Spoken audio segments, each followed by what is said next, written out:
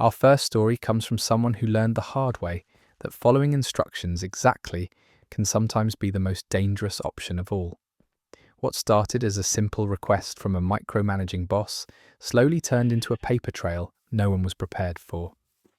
This is the story of how one rule about emails ended up revealing far more than it was meant to. My manager insisted every email be CC'd, so I did. I've worked in corporate environments long enough to know that micromanagers come in many flavours, but my manager, Greg, was a special case. He didn't just want to know what you were working on, he wanted to see it, approve it, track it, and then question why it was done that way in the first place. Every task came with follow-up questions, every decision required justification, and every mistake, real or imagined, was documented and revisited repeatedly. At first, Greg's micromanagement was subtle. He'd ask to be looped in just in case, or request summaries of conversations he wasn't part of. Over time, it escalated. He started questioning things that had already been approved weeks earlier and contradicting instructions he'd given in previous meetings. If something went wrong, it was never because of unclear guidance or shifting priorities. It was always because someone else didn't follow directions. The breaking point came during a team meeting when a minor client issue was brought up. Greg claimed he had never approved a specific change and implied that I'd gone rogue. I knew for a fact that he had approved it, verbally and via chat, but there was no email record. After the meeting, he pulled me aside and said, in a tone that was meant to sound reasonable, but wasn't, that going forward he wanted to be CCD on every email. Internal, external, client-facing, everything. He framed it as accountability. He said it would protect everyone and eliminate confusion. Then he added, very pointedly, that if anything went wrong again, he wanted a clear paper trail, showing who did what. I nodded, apologised for the misunderstanding and agreed, and then I did exactly what he asked. From that moment on, Greg was CC'd on everything. Every client update, every internal coordination email, every clarification, every follow-up. If I emailed a co-worker asking a quick question, Greg was copied. If I responded to a client with a one-line acknowledgement, Greg was copied. If someone emailed me directly, I replied all and added Greg. At first, he didn't seem to notice, or maybe he thought it would die down. But within a week, his inbox must have been overflowing. Our department handled dozens of emails a day, and suddenly he was seeing all of them. He started responding to things he didn't fully understand, jumping into threads mid-conversation and creating confusion. When people asked clarifying questions, he'd contradict himself, sometimes within the same email chain. The real shift happened when a client asked for a timeline adjustment. I forwarded the request to Greg, CCing him as instructed, and asked how he wanted to proceed. He replied that we should not agree to any changes and should push back firmly. I relayed that to the client, again CCing Greg. The client responded with concerns about contract flexibility and referenced a clause that allowed for adjustments with manager approval. Greg then replied, still CC'd, to the client directly, saying we could be flexible this one time and that he'd never intended to block reasonable requests. That directly contradicted his previous instruction, which was now sitting one email above his response. I didn't say anything. I simply followed his latest direction. A few days later, the client escalated the issue, confused about the mixed messaging. Senior leadership was pulled in, and a meeting was scheduled to review what went wrong. Greg went in confident, clearly planning to frame it as a communication breakdown on the team's part. What he didn't anticipate was that every single step of the conversation was documented. When leadership asked why the client received conflicting responses, I shared the full email thread. It showed Greg explicitly telling me not to allow changes, then reversing course, and implying flexibility, all while being copied on every message. Greg tried to explain it away, saying his words had been taken out of context, but the emails spoke for themselves. This wasn't a one-off either. Leadership started asking for examples of other recent issues. Since Greg had insisted on being CC'd on everything, There was no shortage of documentation.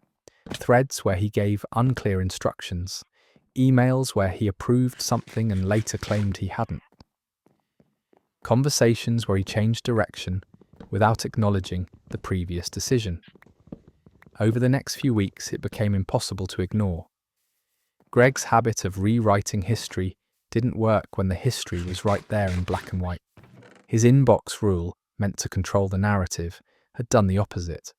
It exposed patterns that people had complained about quietly for months, but could never fully prove.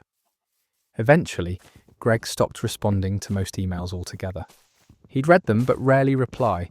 Then he started asking people to summarize things for him verbally again. But the damage was done. Leadership had already seen enough. A month later, Greg was removed from managing our team and reassigned to a non-leadership role. No announcement was made about why, but everyone knew. His replacement didn't micromanage. She trusted people to do their jobs and communicated clearly, and the difference was immediate. No one ever told me directly that my emails played a role, but I know they did. I didn't set out to expose him. I didn't escalate or complain or try to trap him. I simply followed his instruction exactly as given. He wanted to be CC'd on everything, so I made sure he was. That story is over. What makes this situation so striking is that the downfall didn't come from retaliation or confrontation, but from transparency. Micromanagement often relies on ambiguity and selective memory, and once everything is documented, that control starts to collapse. This story is a reminder that sometimes the safest response isn't pushing back. It's calmly doing exactly what you're told and letting the truth speak for itself. Accountability cuts both ways. Let's move on to the next story, which comes from someone who learned that following a rule exactly as written can be far more disruptive than breaking it. When a landlord tried to tightly control who could stay over and for how long, they didn't expect their tenant to take the policy so literally or so carefully that it exposed just how unreasonable the rule really was. My landlord said guests couldn't stay more than one night. I moved into my apartment about a year ago. It's a small but well-kept one-bedroom in a converted house, the kind of place that's clearly owned by a single landlord rather than a big management company. When I signed the lease, I read it carefully because I've had bad experiences in the past. One clause stood out: no guest may stay more than one consecutive night without written permission from the landlord. At the time, it didn't seem like a big deal. I live alone, I'm quiet, and I don't host parties. I figured it was there to prevent someone from unofficially moving in. For the first several months, the rule never came up. I had friends over occasionally.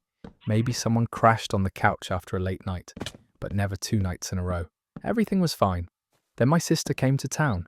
She lives about 4 hours away and wanted to visit for a week. She offered to get a hotel, but I said she could stay with me. Before she arrived, I emailed my landlord to be safe, explaining the situation and asking for permission. I didn't hear back. I followed up 2 days later. Still nothing. Since the lease required written permission, I decided not to risk it and told my sister to book a hotel instead. She was annoyed, but understood. A few weeks later, my landlord suddenly emailed me back about something completely unrelated. At the end of the email, he added a single line. Also, please remember, the guest policy is strictly enforced. That was it. No acknowledgement of my earlier emails, no clarification, just a reminder that felt oddly pointed. Not long after that, my boyfriend started staying over more often.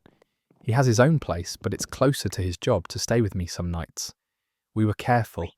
He stayed one night, left in the morning, and didn't come back until the next evening. We made sure there were no consecutive nights. I didn't think much of it until I got another email from my landlord. This time, it was much more direct. He said he had noticed a pattern of a guest being present frequently and reminded me that guests were not allowed to stay more than one night. I replied politely, explaining that my boyfriend was not staying consecutive nights and that I was following the lease exactly. I even offered to clarify dates if needed. His response was short and cold. He said, "The rule exists to prevent extended stays. Don't try to find loopholes." That's when I realised something important. The lease didn't mention patterns or frequency. It only mentioned consecutive nights. If he wanted a different rule, he should have written one.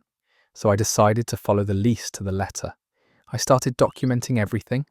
Every time my boyfriend stayed over, I took a time-stamped photo of him leaving in the morning. Sometimes it was a selfie of us at the door. Sometimes a photo of his car pulling away. I also started keeping a simple log. Date, guest name, arrival time, departure time. I didn't send this to the landlord. I just kept it for my own records. Then I took it a step further. My boyfriend and I joked about how ridiculous the situation was, and that joke turned into a plan. If the landlord was worried about one person staying too often, what about different people? So I rotated guests. One night, it was my boyfriend. The next night, my best friend from work. The next night, my cousin who lives nearby. Then my boyfriend again. No one stayed 2 nights in a row. Everyone left by mid-morning. I made sure there was a clear gap between guests. I logged everything. Within 2 weeks, I got another email. This one was clearly frustrated. My landlord said he had noticed an unusual number of overnight visitors and that this was not in the spirit of the lease. He said it was disruptive and inappropriate. I replied calmly. I attached my log. I pointed out that no guest had stayed more than 1 consecutive night. I included timestamps. I quoted the exact clause from the lease. I asked him to point out where I had violated it. He didn't respond for several days. When he finally did, his tone had changed. He said the guest policy was meant to prevent the apartment from functioning like a hotel. I replied that I agreed, but that the lease did not limit how many guests I could have overall, only how long each one could stay.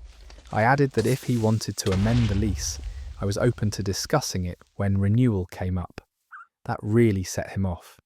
He sent a long email accusing me of being intentionally difficult and abusing the rules.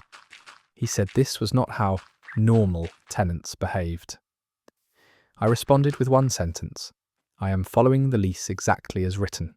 A week later, he asked to do an inspection. I agreed. When he arrived, the apartment was spotless. No extra belongings, no signs of someone living there. I had my log printed out on the table, neatly organised. He looked confused. He asked why I had so many entries. I explained calmly that since he said the rule was strictly enforced, I wanted to make sure I had proof of compliance. He didn't like that answer. 2 days later, I got another email. This time, it was much more measured. He said he wanted to clarify the guest policy and proposed a written addendum limiting guests to a certain number of nights per month. I replied that I'd be happy to review it when my lease was up for renewal, but until then, I would continue following the current agreement. He never sent the addendum. Since then, he hasn't mentioned my guests at all. I still rotate when needed, but the emails stopped. Inspections stopped. The strict enforcement vanished the moment it required him to admit his lease was poorly written. The funny part is that if he'd just replied to my first email about my sister, or spoken to me like an adult, instead of issuing vague warnings, none of this would have happened. I would have respected a reasonable boundary. Instead, he tried to enforce a rule that didn't exist and got exactly what he asked for. I didn't break the lease. I didn't argue emotionally. I just followed the rules as written, and in doing so, showed how unreasonable they were.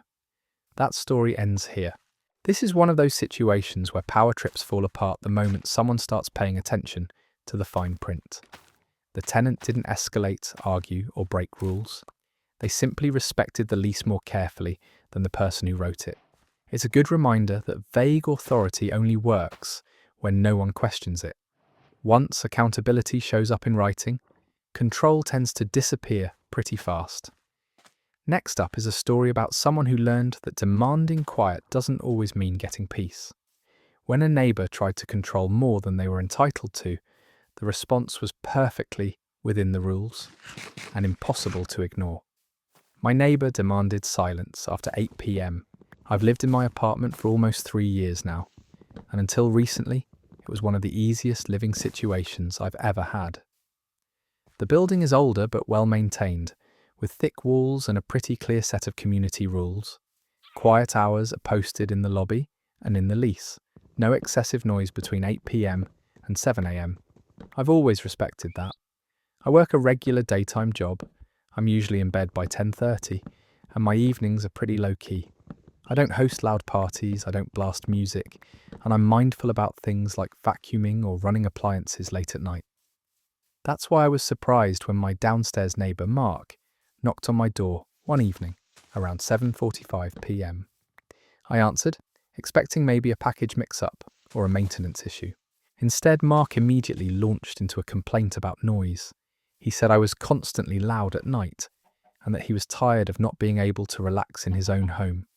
I was honestly confused. I asked what kind of noise he was referring to. He said footsteps, chairs moving, and general activity after 8 p.m. I explained that I wasn't doing anything unusual and that I was just living normally in my apartment. Mark didn't want to hear it. He pointed to the posted quiet hours and said that after 8 p.m. he expected complete silence. Not reduced noise, silence.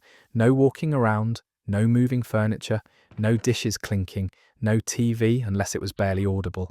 He told me he worked early mornings and needed absolute quiet to sleep.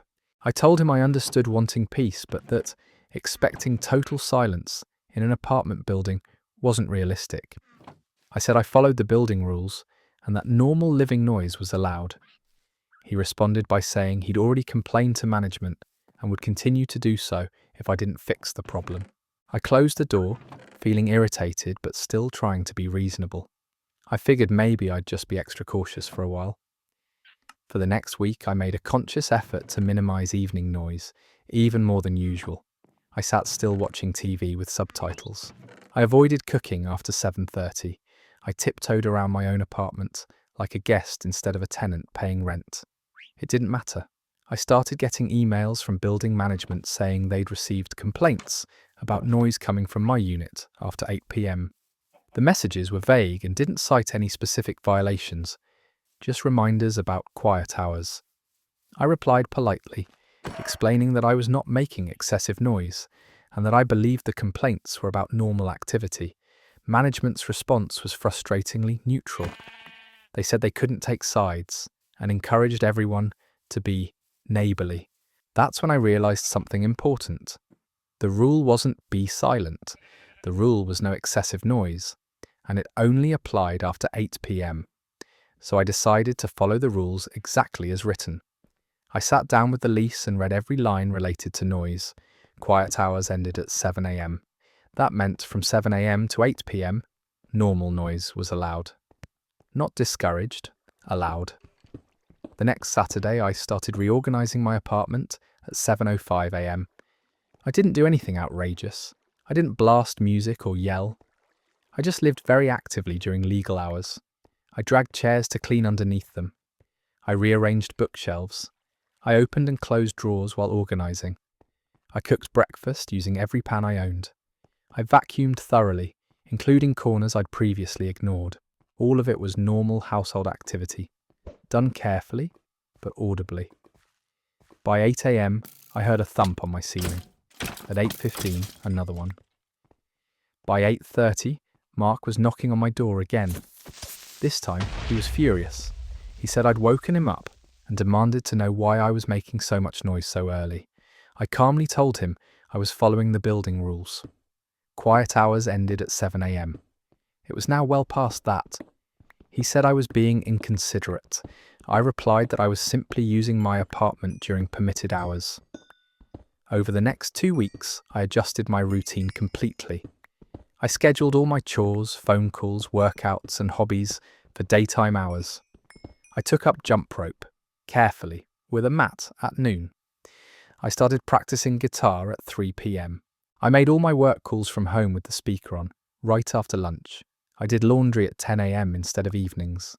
I meal prepped in bulk every Sunday morning, chopping vegetables and using my blender before noon. Every night after 8 p.m, my apartment became completely silent. No TV, no movement, no cooking. I'd sit on the couch reading on my phone, barely shifting my weight. If I needed water, I'd wait until morning. Mark, meanwhile, seemed to be unravelling. He complained to management again, this time about constant daytime noise. Management responded by reminding him that daytime activity was permitted and that tenants were allowed to live normally outside of quiet hours. They forwarded me part of the email exchange by mistake, and I could see that he'd specifically requested they enforce silence at all times. That backfired. Management scheduled a building-wide reminder about noise policies, clearly stating that normal household sounds during non-quiet hours were allowed and that complaints should be limited to excessive noise during restricted times. After that, the email stopped. Mark tried one last time to confront me in person, saying I was clearly doing this on purpose. I didn't deny it. I told him I'd adjusted my schedule to be fully compliant with the rules he'd insisted on enforcing. I said if daytime noise bothered him, he might consider earplugs or a white noise machine, just like many apartment residents use at night. He stormed off without another word. A month later, I noticed a "for rent" sign in his window. I don't know if he moved because of me or because apartment living simply wasn't for him. What I do know is that since then, I haven't received a single noise complaint. My new downstairs neighbour waves when we pass in the hallway and has never once knocked on my door. I went back to living normally in the evenings, cooking dinner at 8:30 and watching TV without subtitles. I still respect quiet hours, but I no longer feel guilty for existing in my own space. The rules didn't change. I just finally stopped letting someone else rewrite them to suit their comfort at my expense. That story wraps up. This story is a great reminder that shared living comes with shared reality. Expecting complete silence in an apartment building isn't reasonable, and trying to enforce it usually backfires. The writer didn't break any rules. They simply stopped bending themselves into discomfort to accommodate someone else's unrealistic demands. Sometimes the cleanest response isn't confrontation, it's calm, consistent compliance. Let's move on to the next story, which shows how rigid rules can come back to bite the people who create them. When flexibility disappears, so does free labour. And this employee decided to follow policy exactly as written. My boss banned working from home without approval, so I stopped all after-hours support. I work in IT support for a mid-sized company, the kind of place that likes to call itself fast-paced and flexible, but only when it benefits management. I'd been there for a little over 3 years when this happened, long enough to know which rules were enforced strictly and which ones were more like suggestions. One of the unspoken expectations of my role was after-hours support. It wasn't officially part of my job description, but in practice, if something broke in the evening or over the weekend, I was usually the one who fixed it. I didn't mind at first. I had my work laptop at home, remote access to most systems, and it usually took 5 or 10 minutes to resolve whatever the issue was. Reset a password, restart a service, walk someone through reconnecting to the VPN. Easy stuff. There was no overtime pay for this, no on-call stipend, no official rotation. Just a lot of, "Hey, sorry to bother you" messages, and the quiet expectation that I'd handle it, because I always had. My manager, Greg, loved this arrangement. He'd regularly brag in meetings about how responsive our IT department was, even outside business hours. The problem started when Greg became obsessed with control. He announced in a team meeting that working from home now required explicit approval, not just for full days, but for any work done outside the office. His reasoning was vague, something about accountability, something about making sure people are actually working. He said it applied to everyone, no exceptions. I raised my hand and asked a simple question. Did this apply to after-hours work too? Greg paused, clearly annoyed, and said yes. If we weren't approved to work from home, we shouldn't be doing work from home. He emphasized that any deviation from normal hours or location needed to go through him first. He even followed up with an email outlining the policy in writing, bolding the line that said, "All remote work required prior approval." I read that email very carefully. That night, around 9:30 p.m, I got a text from a sales manager saying their laptop wouldn't connect to the company drive, and they had a presentation in the morning. Normally, I would have fixed it immediately. Instead, I replied politely that I'd be happy to help during business hours and suggested they restart their laptop and try again in the morning. The next morning, Greg stormed into my office. He demanded to know why I hadn't helped the sales manager the night before. I calmly reminded him of the new policy. I hadn't received approval to work from home after hours, so I didn't want to violate it. I even pulled up his email and quoted the relevant line. He looked irritated, but said something like, "You know, that's not what I meant." I told him I understood, but I didn't want to risk disciplinary action for breaking a written policy. He waved his hand and said we'd figure it out later. We never did. Over the next few weeks, I stopped responding to every after-hours request. Emails sent at night got answered the next morning. Weekend messages went untouched until Monday. When people stopped me in the hallway to ask why I wasn't helping anymore, I explained that I was following the updated work-from-home policy. The fallout was immediate. Projects started slipping because systems weren't being fixed until the next business day. Executives complained about delays. One Saturday, an automated process failed and didn't get corrected until Monday morning, costing the company a full day of productivity. Suddenly, the thing Greg had taken for granted became very visible by its absence. Greg called me into another meeting, this time with HR present. He asked why I had changed my attitude and stopped being a team player. I didn't raise my voice. I didn't get defensive. I simply explained that I was doing exactly what I'd been instructed to do. I showed them the policy. I pointed out that after-hours support had never been formally assigned, compensated, or approved.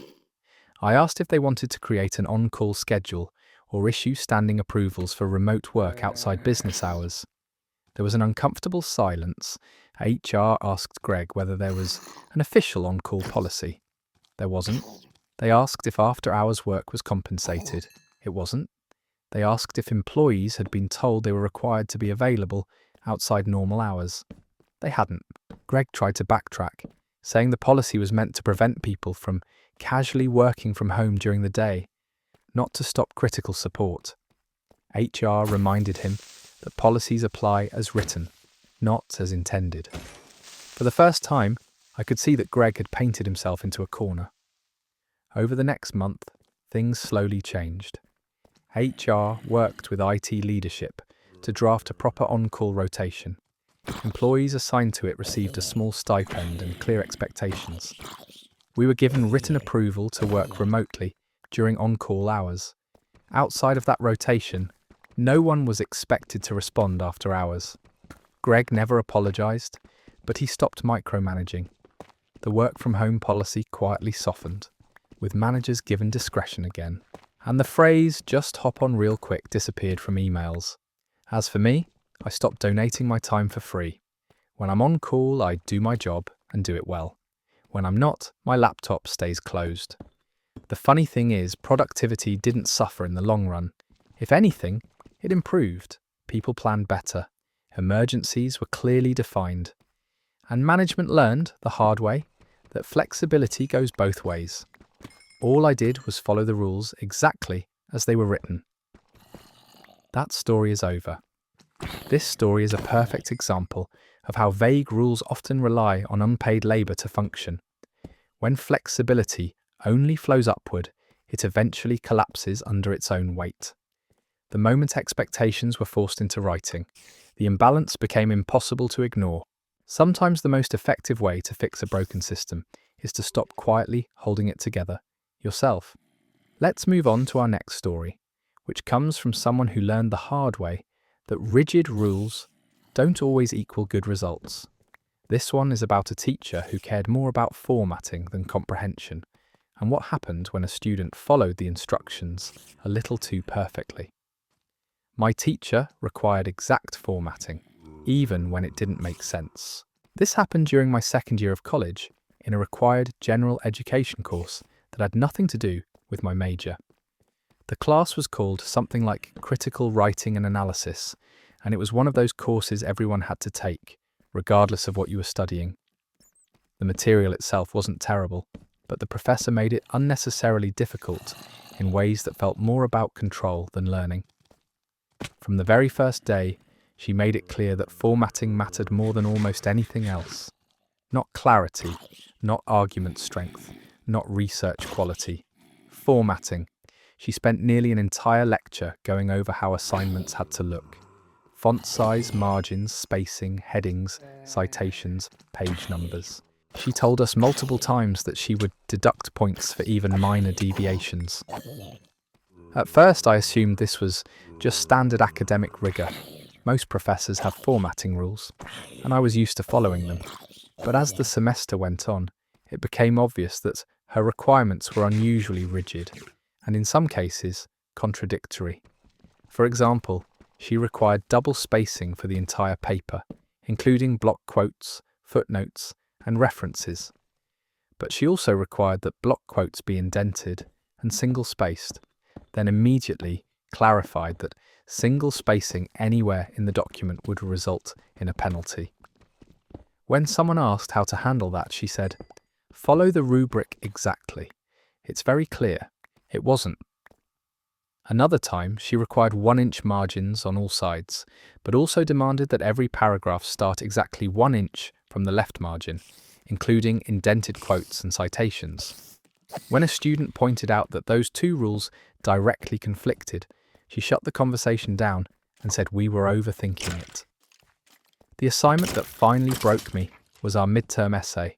It was a 10-page analytical paper based on several assigned readings.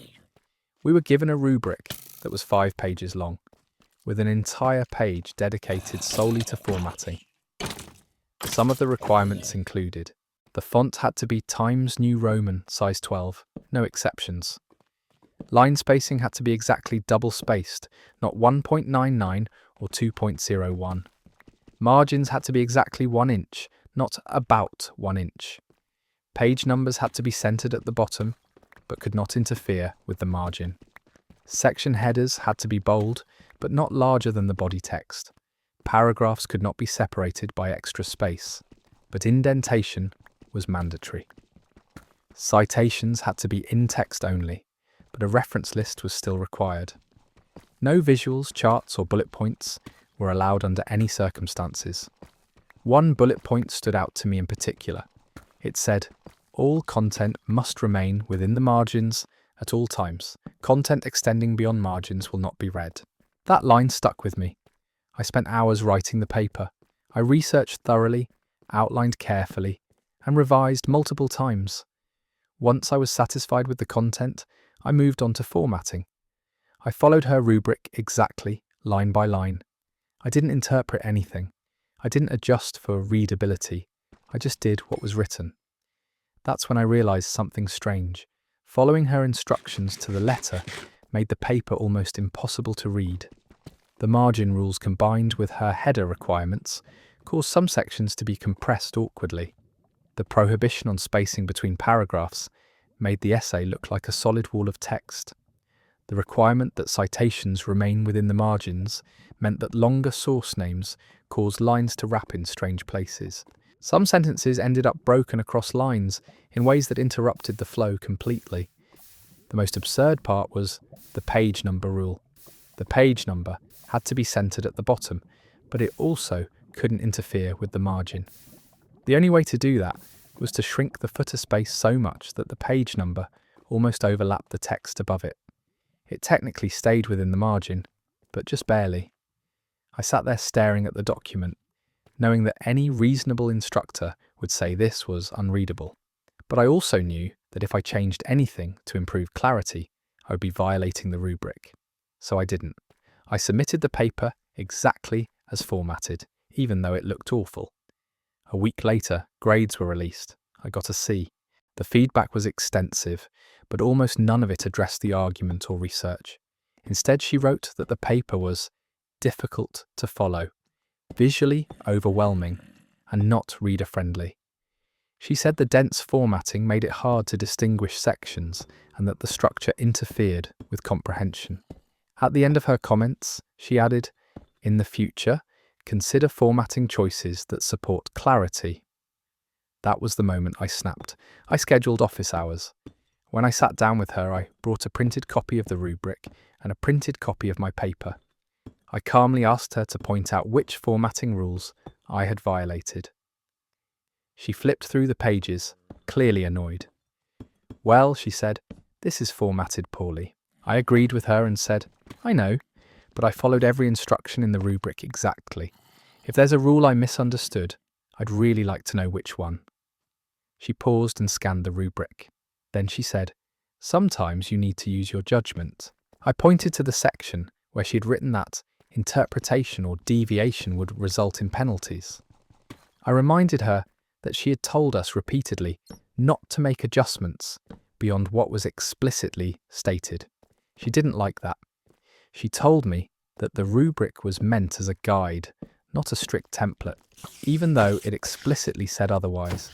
She said college-level writing required balancing rules with common sense. I asked her why students were being penalised for doing exactly what she told us to do. She didn't have a good answer. A few days later, she sent out an announcement to the entire class. She clarified that future assignments should prioritise readability, even if that meant slight deviations from the rubric. She also updated the formatting section to remove several contradictory rules. My grade didn't change, but the next assignment, the rubric was suddenly much shorter, and no one ever heard the phrase exact formatting again. I still think about that class whenever someone says, "Just follow the instructions." Sometimes the instructions are the problem. That story ends here. This one really hits on how power can quietly replace purpose in spaces that are supposed to be about learning. When rules become more important than understanding, people stop thinking and start just trying not to get in trouble. What stood out to me is how calmly the writer pushed back, not by arguing, but by following the system exactly as it was designed. Sometimes, the most effective way to show something is broken is to use it exactly the way you're told to. Next up is a story about rules taken to their absolute limit. It starts with a homeowners association that cared more about appearances than common sense, and ends with a solution that was technically perfect and completely impossible to ignore. My HOA demanded my lawn match the approved standard. I bought my house 3 years ago, fully aware that it came with a homeowners association.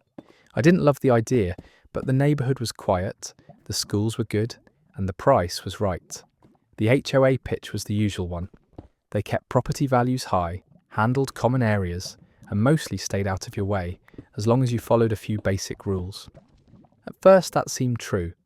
I paid my dues, waved at the board members during neighbourhood walks, and kept my yard neat enough to avoid attention. Things changed the summer after I moved in. That year, we had an unusually dry season.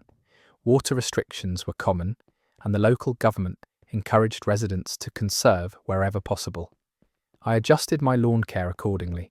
I stopped watering constantly, let the grass go a little dormant, and focused on keeping weeds under control, rather than maintaining that bright, magazine cover green. The lawn wasn't dead or neglected. It was trimmed, edged and healthy, just not vibrant. That's when the first notice arrived. It was a polite but firm letter from the HOA stating that my lawn did not meet the approved visual standard outlined in the community guidelines. According to the letter, my grass lacked uniform colour and density and needed corrective action within 14 days. Included was a reminder that failure to comply could result in fines. I was annoyed but assumed there had been a mistake. I reviewed the HOA handbook and found the section they referenced. The language was vague to the point of being useless. Phrases like well-maintained, visually appealing, and consistent with neighbourhood standards appeared repeatedly, but there were no specific measurements or requirements listed. No grass height, no colour reference, no mandated species. I emailed the HOA board asking for clarification. What exactly needed to be corrected? 2 days later, I received a response from the HOA president. It was short and unhelpful. My lawn, they said, did not match the approved standard demonstrated by other properties on the street. I was encouraged to take cues from my neighbours and make the necessary improvements. I looked around my street. Most of my neighbours paid landscaping companies to keep their lawns aggressively green. Sprinklers ran daily, even during drought warnings. Chemical treatments were common. I had deliberately chosen not to do that, both to save money and to avoid wasting water. I replied, explaining my reasoning and pointing out the local water advisories. I asked again for specific guidelines I could follow. This time, the reply was less polite. The HOA informed me that environmental considerations were personal choices and did not exempt homeowners from compliance. If my lawn did not match the approved standard within the original 14-day window, fines would begin accruing. At that point, I realised this wasn't about actual maintenance. It was about aesthetics and control. So I decided to play by their rules, exactly by their rules. I went back to the HOA handbook and read it line by line. Then I requested in writing the official list of approved landscaping elements for the neighbourhood. After some back and forth, they sent me a document. It listed approved grass types, acceptable ground coverage, and general design principles. Buried in the fine print was something interesting. There was no requirement that a lawn be grass only. Alternative landscaping was permitted as long as it used approved materials and met coverage requirements. That's when I got an idea. I consulted a local landscaping company, showed them the HOA rules, and asked a very specific question. What was the most dramatic, unmistakably compliant lawn design I could install using only approved elements? They loved the challenge. Over the next week, my front yard was completely transformed. Gone was my modest, slightly yellowed grass. In its place appeared a meticulously designed landscape that technically met every HOA guideline, while looking nothing like the surrounding yards. Approved grass species were used, but only in geometric sections, bordered by perfectly legal decorative gravel. Approved shrubs were planted in symmetrical patterns that emphasized sharp angles rather than soft curves. Mulch beds outlined everything with almost surgical precision. At the centre of it all was the crowning achievement, a circular patch of grass cut to an exact, uniform height, surrounded by contrasting stone, resembling a putting green more than a suburban lawn. It was green, dense, and undeniably well maintained. It also looked completely absurd compared to the rest of the street. Every element was approved, every material was on their list. Coverage requirements were exceeded. Maintenance standards were met. When the landscapers finished, my yard looked like a modern art installation, designed by someone who took HOA rules very seriously, and aesthetics not at all. Neighbours stopped walking when they passed my house. Some stared, others laughed. A few took photos. 3 days later, I received another letter from the HOA. This one was different. The board acknowledged that my lawn was now in compliance with the approved standard. However, they expressed concerns about whether the design was in keeping with the spirit of the community. They requested a meeting to discuss potential modifications. I replied politely that I was happy to attend a meeting, but I asked them to identify which specific rule my lawn violated. I attached photos of my yard alongside highlighted sections of the HOA handbook, showing that every element was permitted. The meeting happened a week later. I sat across from 5 board members who were clearly frustrated. They talked at length about curb appeal, uniformity, and community image. I listened patiently and then asked them to point to the exact clause that gave them the authority to require changes beyond the written standards. No one could. Eventually, the HOA president admitted that while my lawn technically complied, it wasn't what they had intended the rules to allow. I told them I understood, but intentions weren't written into the handbook. Rules were, and I had followed them exactly. The meeting ended without resolution. Over the next month, something unexpected happened. Other homeowners started asking questions. If my lawn was allowed, why were they paying so much for constant watering and chemicals? A few neighbours began experimenting with alternative designs of their own, though none went as far as I did. The HOA quietly stopped sending lawn compliance notices unless a yard was genuinely neglected. 6 months later, the handbook was updated with clearer, more specific landscaping guidelines. My lawn remained unchanged. It still meets the approved standard. It still looks ridiculous. And every time I walk past it, I'm reminded that when rules are enforced without clarity or flexibility, the most effective response is sometimes to follow them so perfectly that the problem becomes impossible to ignore. That story's over. This is one of those stories that really highlights how power trips often hide behind vague rules. The HOA wasn't actually interested in maintenance or responsibility, they just wanted conformity without having to define it. What I love here is how the response wasn't loud or aggressive. It was calm, methodical, and completely within the lines they drew. It's a reminder that when someone insists on enforcing unclear standards, sometimes the most effective pushback is to take their words more seriously than they ever expected.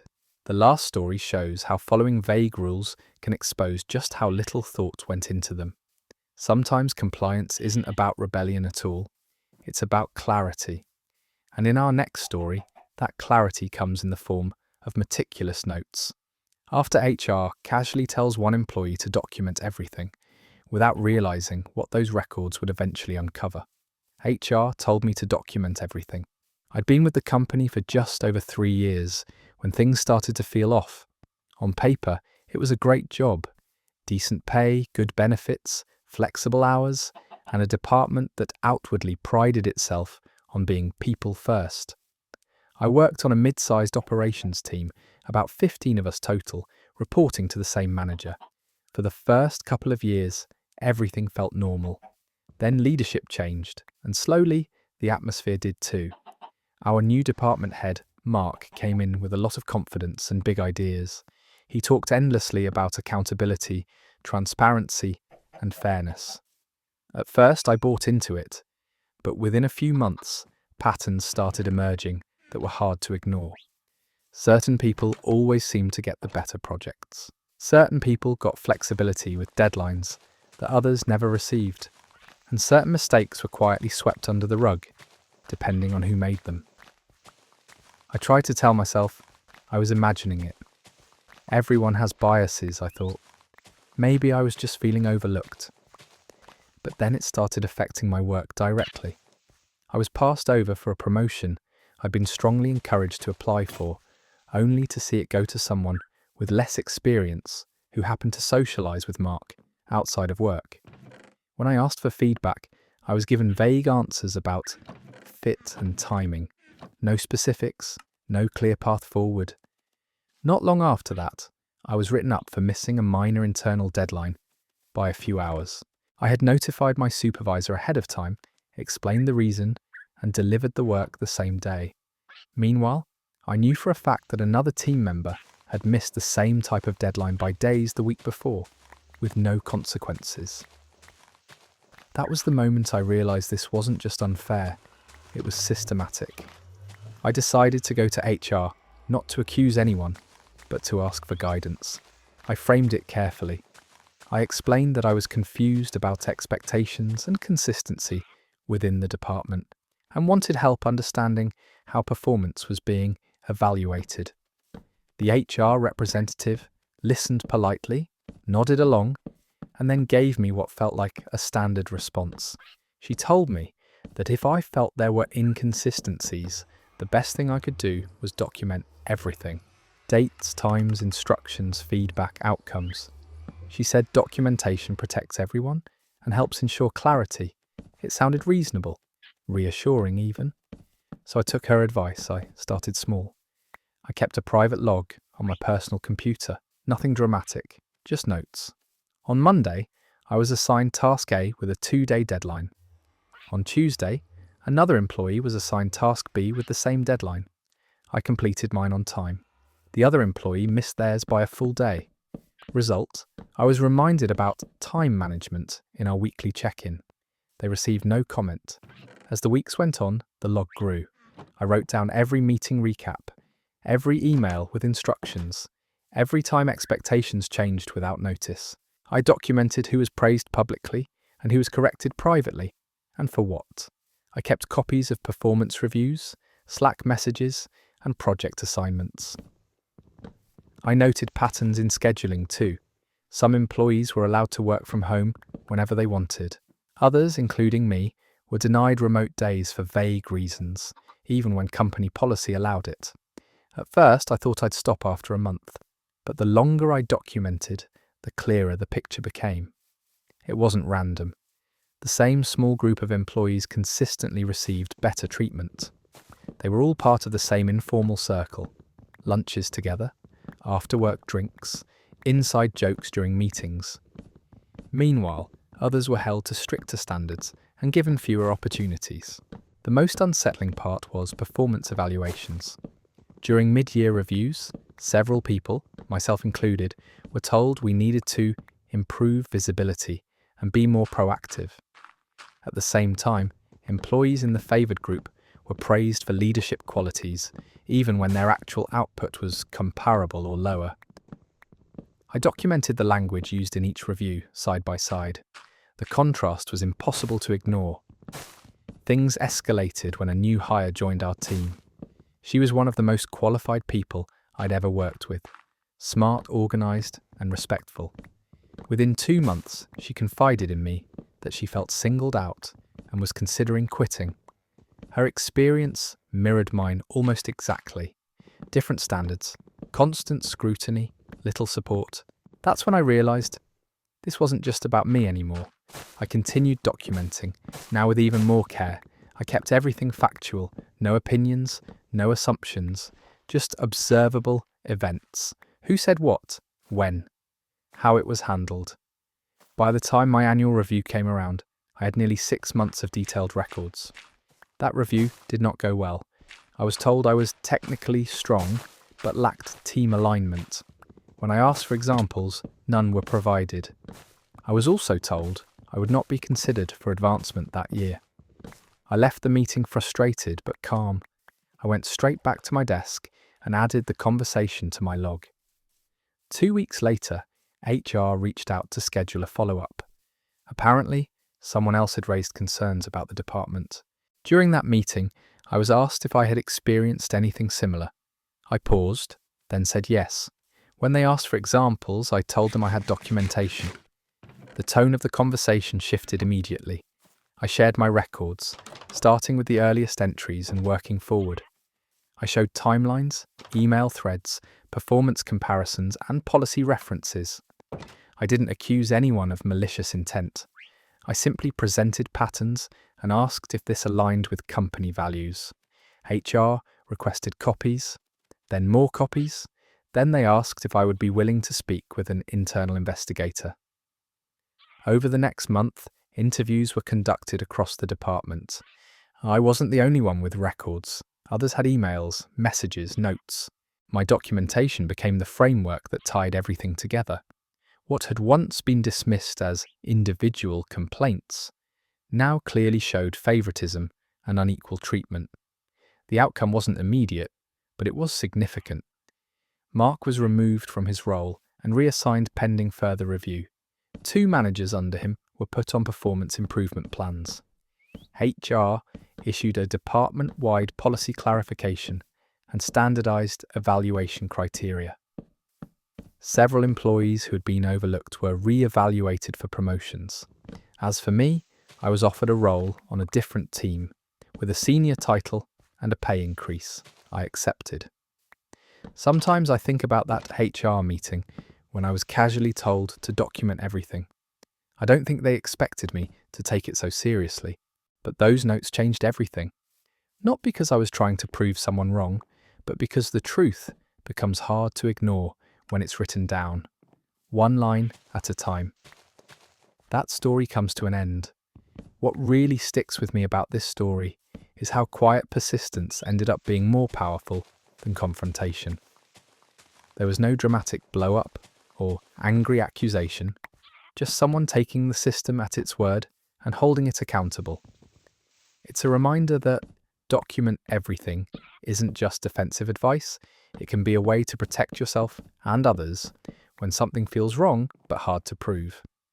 A lot of people are told to trust the process, but this shows that the process only works when someone is willing to keep receipts. And sometimes the smallest habit, like writing things down, can end up changing an entire workplace. Let's move on to the next story, which is a perfect example of what happens when people hide behind technical definitions instead of common sense. Sometimes being told something isn't urgent doesn't mean it isn't a problem. It just means someone doesn't want to deal with it yet. This next one shows how quickly that attitude can backfire. My landlord said repairs weren't urgent. I moved into my apartment a little over 3 years ago. It was an older building, but it was clean, affordable, and in a great location. The landlord, Mark, owned several properties in the area and managed them himself. From the beginning, he made it very clear that he didn't like unnecessary calls and that tenants should only contact him for urgent issues. He even put it in writing in the lease. Non-urgent repairs would be addressed when time permits. At first, that didn't seem unreasonable. I'm not the kind of person who complains about every little thing, and for the first year, I barely contacted him at all. But as time went on, small issues started stacking up. The first problem was the bathroom sink. It started draining slowly. Not completely clogged, just slow enough to be annoying. I tried a drain cleaner. It helped for a few days, then went right back to being sluggish. I emailed Mark, explaining the issue. He replied 2 days later with a short message saying it wasn't urgent and to keep an eye on it. Next came the kitchen cabinet under the sink. I noticed the wood was starting to swell and discolour. There was a small steady drip from one of the pipes that only happened when the dishwasher ran. Again, I emailed Mark with photos. His response was the same, not urgent, he'd get to it eventually. Then the bedroom window stopped locking properly. It would close, but the latch wouldn't fully catch. I didn't feel unsafe, but it definitely wasn't secure. I emailed him again. This time he seemed irritated and reminded me that he couldn't drop everything for minor inconveniences. That email was the moment I realised what kind of landlord I was dealing with. He wasn't going to fix anything unless it became a crisis, so I stopped pushing. A few weeks later, the bathroom sink went from slow to borderline unusable. Water would pool and take minutes to drain. I sent one more email, politely stating that it was getting worse. His reply was short and dismissive. Still not urgent. Around the same time, the cabinet under the kitchen sink got softer. The bottom panel bowed slightly. I could press my finger into it and feel the wood give. There was a faint, musty smell. I documented everything. Photos, dates, times. I emailed him updates and got the same response every time. Not urgent. Then winter came. The apartment had baseboard heating and one section in the living room stopped working properly.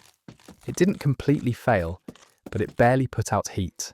The rest of the apartment stayed warm enough, so technically, I still had heat. I emailed Mark. He told me that since the apartment was habitable, it wasn't an emergency. At that point, I stopped asking. Instead, I started following his definition of urgent exactly. The bathroom sink finally clogged completely one morning. Water backed up and wouldn't drain at all. I didn't call him. I used the other bathroom sink. The kitchen pipe drip turned into a steady leak. I put a bucket under it and emptied it twice a day. I didn't call him. The cabinet floor collapsed one evening while I was grabbing a cleaning bottle. The wood crumbled, exposing damp insulation and mould along the back wall. I took photos. I didn't call him. The living room grew noticeably colder. I wore sweaters and used a space heater during the day. I didn't call him. What I did do was keep documenting everything. Then came the moment that changed everything. One night, I woke up to the sound of water, not dripping, flowing. I ran into the kitchen to find water spreading across the floor. The pipe under the sink had finally given out completely. Water was spraying against the back of the cabinet and pooling rapidly. I shut off the water main and mopped up what I could.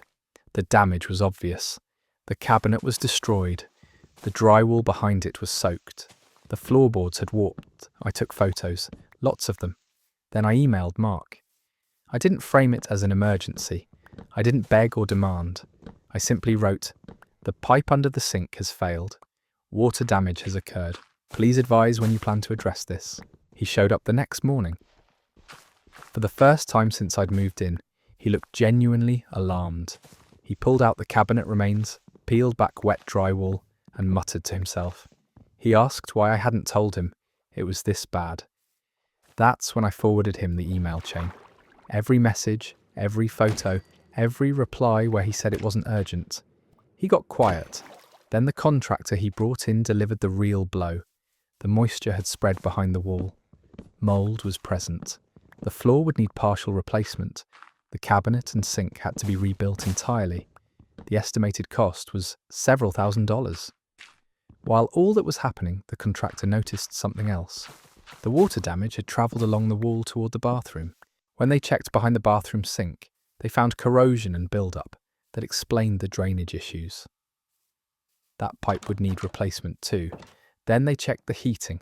The baseboard unit wasn't just underperforming. It had a failing valve that had been leaking slowly into the wall for months.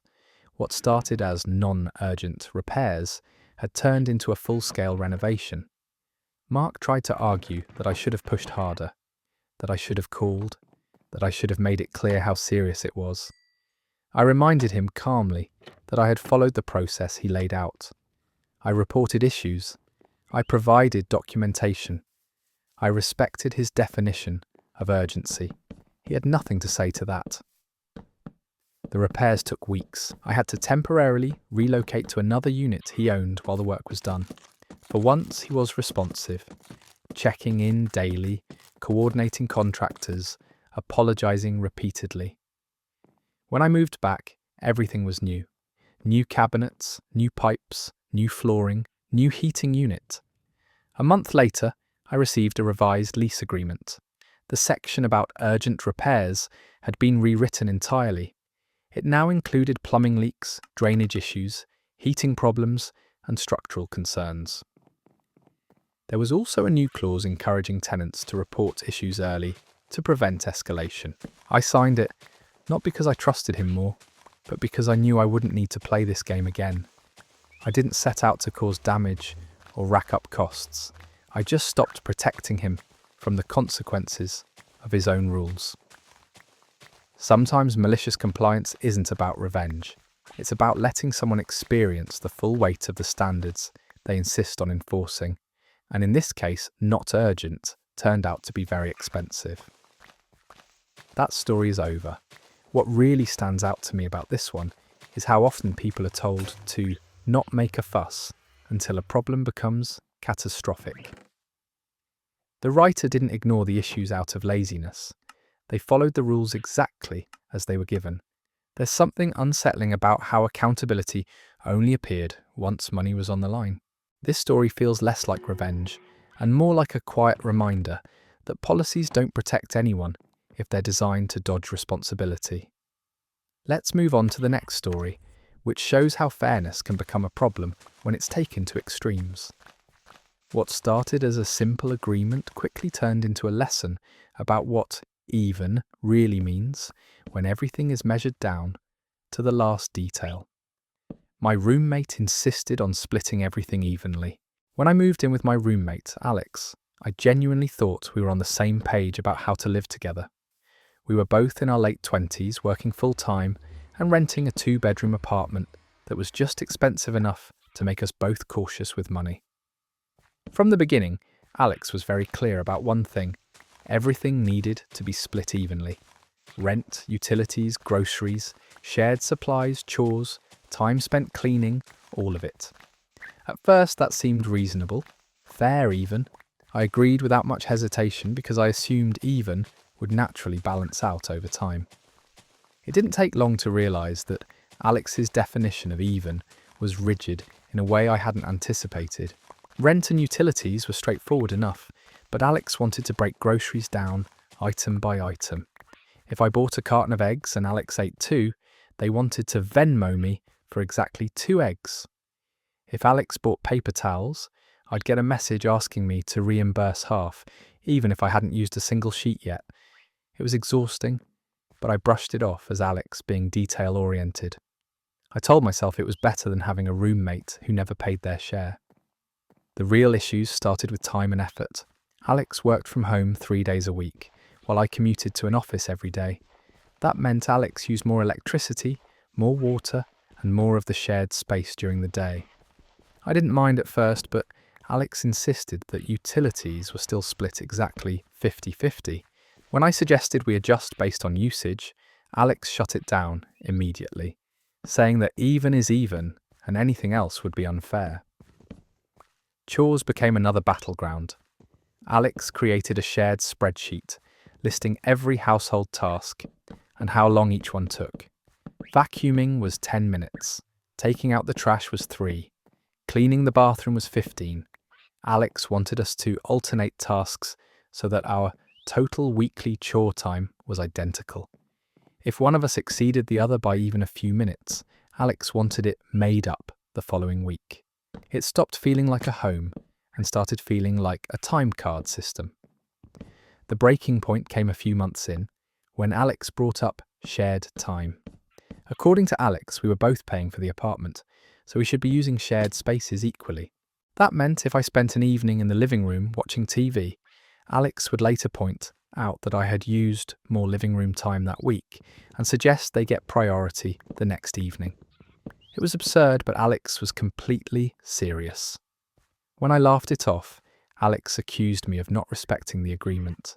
That was the moment something shifted for me.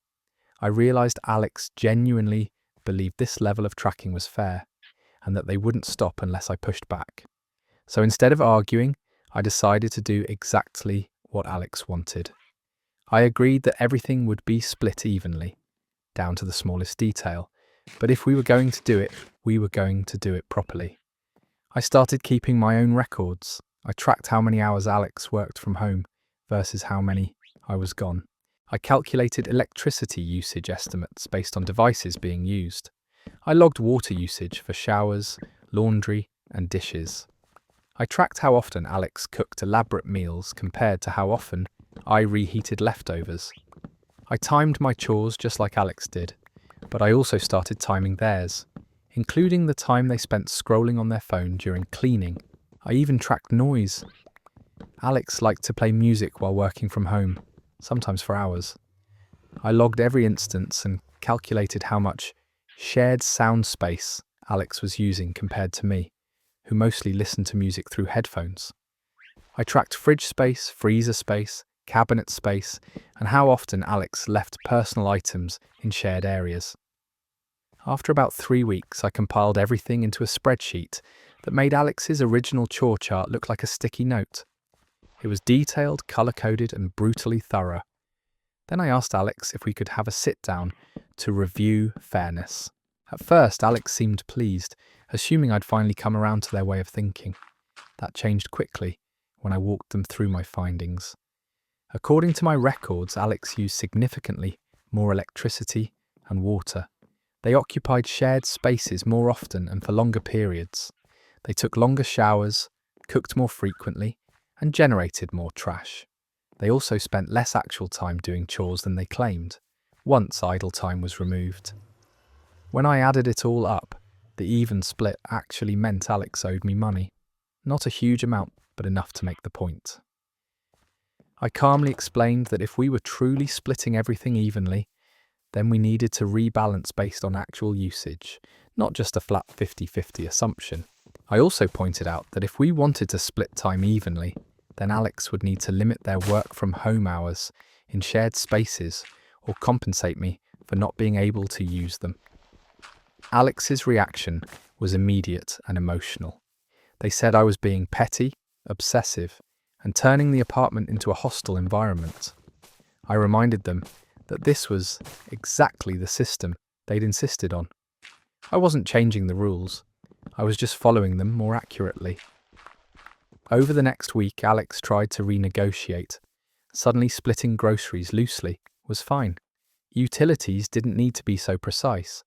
Chores could even out naturally. Shared space didn't need to be tracked anymore. The very rules Alex had enforced were now being called unreasonable. I agreed to stop tracking everything, but only after we set new boundaries. Flat splits for rent and utilities, shared groceries purchased voluntarily, and chores divided by preference rather than minutes. Alex reluctantly agreed. Living together became noticeably calmer after that, but something had permanently shifted. Alex stopped micromanaging fairness, but also became distant, clearly uncomfortable with the fact that their system had backfired. A few months later, they told me they planned to move out when the lease ended because they needed more control over their environment. When Alex finally moved out, I felt an overwhelming sense of relief. I realised that fairness isn't about making everything mathematically equal. It's about trust, flexibility, and recognising that not everything in life can or should be balanced on a spreadsheet. Sometimes insisting on perfect fairness just exposes how unfair the arrangement really is. That story's over. Watching this play out with Alex really highlights how the idea of fairness can get twisted when it's stripped of empathy. What started as a reasonable request turned into control disguised as logic, and once everything was measured, it became clear who actually benefited from the system. There's something telling about how quickly Alex backed down once the same rules were applied evenly to them. It's a reminder that fairness isn't about winning spreadsheets. It's about being willing to live cooperatively, not competitively, with the people around you. Our next story comes from a workplace that valued rigid rules over common sense, at least until those rules were followed a little too carefully. This one shows what happens when policy is enforced without any room for human judgment, and the consequences land exactly where they belong. My job required strict break times, even during emergencies. I work in a mid-sized distribution centre that supplies medical equipment to clinics and nursing homes across the state. It's not glamorous work, but it's important. And until recently, I took a lot of pride in what I did. Our department handled order processing and customer support, which meant when something went wrong, we were often the first point of contact. Delayed shipments, incorrect orders, urgent supply shortages, we dealt with all of it. For years, the culture in our department was informal but effective. If something urgent came up, people jumped in, regardless of whose task it technically was. If you were on break and saw a crisis unfolding, you helped. If a client was panicking because a nursing home was missing oxygen supplies, nobody said, "Sorry, I'm off the clock." We just handled it. Management praised this attitude constantly, calling us a family and saying we went above and beyond. That all changed when a new operations manager, Kevin, took over. Kevin came from a corporate background and made it very clear within his first week that he believed structure solved everything. One of his first announcements was a new break policy. Breaks had to be taken at exact times, logged to the minute. If your break was scheduled from 10:15 to 10:30, you were not to work before, during, or after that window. No exceptions, no flexibility. At first we thought this was about time theft or labour compliance, and most of us didn't love it but went along with it. The problem was that Kevin didn't just want accurate timekeeping, he wanted absolute obedience. A few weeks after the policy rolled out, an urgent situation came up while I was on my lunch break. A clinic had received the wrong shipment, and the correct equipment was sitting in our warehouse, but the cut-off for same-day courier pickup was minutes away. I stepped back onto the floor, made 2 quick calls, and got it resolved in under 5 minutes. The next morning, Kevin called me into his office. He didn't thank me. He didn't ask about the clinic. He pointed at a printed time log and told me I had violated policy by working during my break.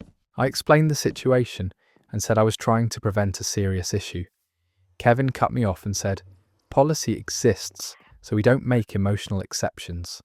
I was written up. That's when the mood in the department shifted.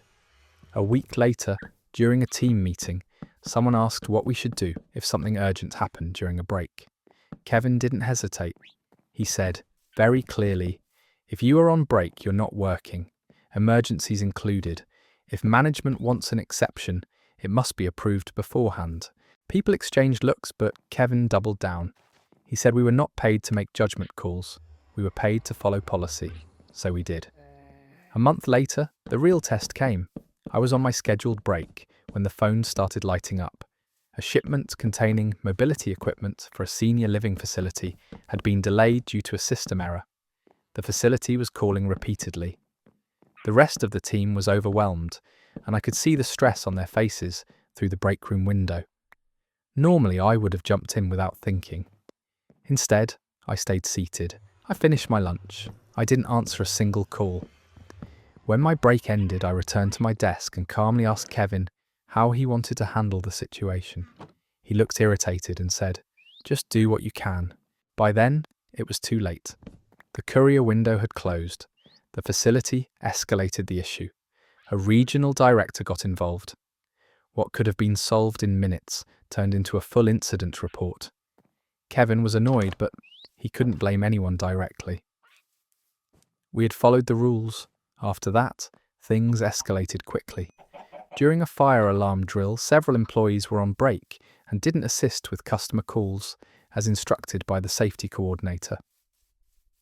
During a power outage, support tickets sat unanswered because half the team was technically off duty at the time. One particularly bad day, a hospital order was delayed because the only employee trained to process it was on break and refused to log back in early. Each time management asked why no one had stepped in. Each time the answer was the same. Per policy, we are not allowed to work during breaks. We started documenting everything. Emails, Slack messages, meeting notes where Kevin reiterated the rule. When supervisors asked for help, just this once, we requested written approval. Most of the time, none came. Within 2 months, the department's performance metrics dropped. Customer complaints increased. Escalations went up the chain. Eventually, HR got involved to investigate morale issues. During the HR meeting, several of us calmly explained what had changed. We showed documentation of the policy, the write-ups, and the repeated instructions that emergencies were not exceptions. HR looked increasingly uncomfortable as the pattern became clear. Kevin tried to argue that we should have used common sense. That was when HR pulled up his own email, sent weeks earlier, stating that common sense was not a substitute for policy compliance. 2 weeks later, the break policy was revised. The new version included language about reasonable flexibility during urgent operational needs and explicitly allowed employees to assist during emergencies without penalty. Kevin stopped micromanaging breaks shortly after that. Not long after, he was reassigned to a different department. Things slowly returned to normal. Now when something urgent happens, people help again. But the attitude is different. We no longer go above and beyond automatically. We wait for clarity. We document everything. We follow the rules as written, because we learned the hard way that enthusiasm and goodwill can be punished if policy becomes more important than people. I don't feel proud about how it unfolded, but I also don't feel guilty. We didn't create the problem. We just followed instructions exactly as we were told to. That story is over. What really stands out to me here is how Kevin confused control with leadership, and how quickly that backfired. When you punish people for using judgment, you can't be surprised when they stop caring about outcomes. I don't think anyone wanted things to break down like that. But once Kevin made policy more important than people, the team just adapted to survive. Sometimes the most powerful response isn't rebellion. It's doing exactly what you were told and letting the consequences speak for themselves. Sometimes rules are written with good intentions, but no thought is given to how they actually affect the people living under them. When compliance matters more than practicality, you end up with solutions that technically follow the rules while completely missing the point. That brings us to our next story, about a student who followed a school policy so literally that it exposed just how flawed it really was. My school required clear backpacks only. When my high school announced the new backpack policy, it came through an automated email that most students skimmed and forgot about within minutes. The subject line was something vague like, "Important safety update," and buried halfway down was the sentence that changed my entire junior year. All students will be required to use clear backpacks effective immediately. The explanation was framed around safety and visibility. Administration said it would help prevent prohibited items from being brought onto campus and make bag checks faster. They cited other districts that had done the same thing and assured parents it was a reasonable, modern solution. What they didn't include was any guidance beyond clear backpack. No specifications, no approved vendors, no examples. Just that phrase, repeated over and over. At first, most of us assumed it meant the cheap, transparent backpacks you could buy online or at big box stores. The problem was timing. The policy was announced on a Thursday afternoon and went into effect the following Monday. By Friday night, every clear backpack within 50 miles was sold out. Parents were panicking, students were borrowing gym bags, stuffing books into tote bags, or showing up with grocery sacks. Teachers were frustrated but sympathetic, at least for the first few days. I tried to find a clear backpack too. My parents checked online. Everything either wouldn't arrive for weeks or was wildly overpriced. One listing wanted almost $80 for a flimsy plastic bag that looked like it would rip if you put a textbook in it. We emailed the school, asking if there would be a grace period or exceptions. The response was polite but firm. The policy would be enforced. Students without clear backpacks would be subject to disciplinary action. That's when I started paying attention to the wording. The email didn't say clear backpack style bag or transparent backpack sold by approved vendors. It said clear backpacks only. Clear backpacks only. No further definition. So I started thinking about what actually qualifies as a backpack. A backpack, at its most basic, is something you wear on your back that carries items. It doesn't have to be made of fabric. It doesn't have to zip. And nowhere did the policy say it had to be rigid, durable, or comfortable. That weekend, my dad and I went to a hardware store. We bought a large, clear plastic storage bin, the kind people use for clothes or holiday decorations. Completely transparent. No tint, no labels, just clear plastic.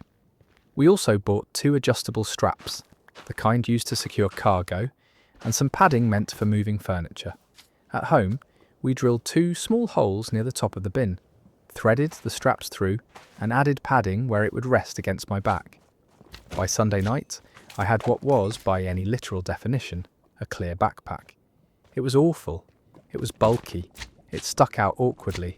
It made me look like a turtle carrying its shell, but it was transparent, and it went on my back.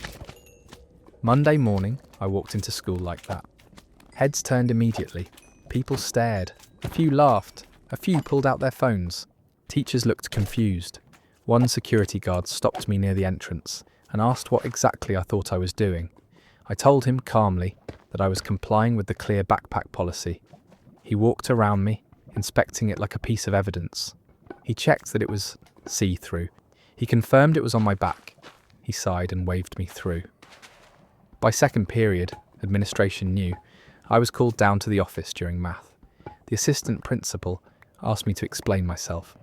I brought a printed copy of the original email and highlighted the relevant line.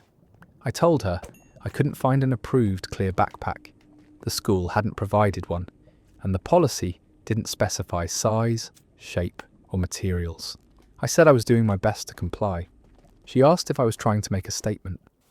I told her honestly that I was trying to carry my books without getting detention. They sent me back to class. The problem with my setup became obvious as the day went on. The bin didn't fit under desks. It bumped into chairs. I couldn't set it down without blocking aisles. In the cafeteria, it took up an entire seat. Teachers asked me to leave it at the back of the room, which meant I had to walk back and forth every time I needed something. Every single inconvenience highlighted how poorly thought out the policy was. By Wednesday, Other students started getting creative too. One kid used a clear garment bag tied at the shoulders. Another used a transparent laundry sack. Someone else showed up with a massive clear beach tote that dragged on the floor. None of it violated the rule. Administration tried to crack down by saying backpacks had to be reasonable. That word was nowhere in the policy. Parents pushed back. Students quoted emails. Teachers quietly admitted it was getting out of hand. What really escalated things was when a student tripped over my bin in the hallway and nearly fell. No one was hurt, but it happened right in front of a vice principal. Suddenly, the safety policy was creating safety issues. The following Friday, a new email went out. The school would be providing standardized, clear backpacks to all students the following week. Until then, there would be a temporary grace period. The email also included a revised policy with specific dimensions, materials, and designs allowed. I retired the plastic bin that day. The provided backpack was exactly what we'd all expected from the start. Small, transparent, uncomfortable, but manageable. No one liked it, but at least it made sense. No one ever formally acknowledged that my ridiculous solution helped force the change. But a couple of teachers quietly thanked me. One said it was the first time she'd seen administration realise that following the rules and using common sense weren't always the same thing. I didn't set out to cause trouble. I just followed the policy exactly as it was written. And in doing so, I think I made it impossible for them to ignore how flawed it was. Sometimes the clearest way to show a rule doesn't work is to obey it perfectly. This story is over. This one really stuck with me because it shows how often rules are written without thinking through how they'll actually work in real life. You can tell the student wasn't trying to be disruptive, just compliant, and that's what makes it so effective. When policies are vague, people who follow them exactly end up exposing the cracks no one wanted to admit were there.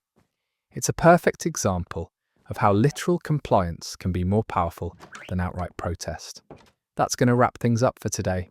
I hope you enjoyed these stories and found yourself shaking your head, laughing, or maybe even relating a little more than you expected. If you did, don't forget to like the video and subscribe for more stories like this. It really helps the channel grow. Thanks for listening, and I'll see you in the next one.